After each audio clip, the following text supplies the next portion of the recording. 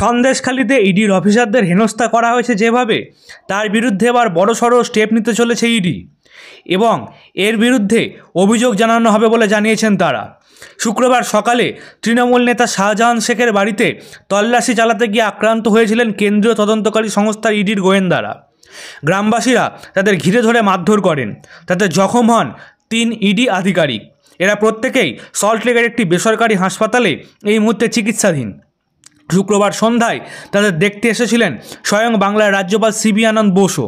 এরপরেই ইডি সূত্রে জানা যায় সন্দেশখালির ঘটনায় অভিযোগ দায়ের করবে ইডি। এ ব্যাপারে তারা প্রস্তুতিও শুরু করেছে ইতিমধ্যেই। ইডি সূত্রে জানা গিয়েছে সন্দেশখালিতে আক্রান্ত আধিকারিক রাজকুমার রামের মাথায় চোট লেগেছে। তিনি গুয়াহাটির অফিসার। তার মাথায় 5-6টি সেলাই পড়েছে, স্ক্যান করানো হয়েছে। তিনি এখনও বেসরকারি হাসপাতালের HU বিভাগে ভর্তি। বাকি 2 ইডি আধিকারিকের নাম অঙ্কুর এবং সোমনাথ দত্ত। তাদেরও আঘাত সেলাই করতে হয়েছে এবং হাসপাতালে রেখেই চিকিৎসা করা হচ্ছে বলে ইডি সূত্রে খবর।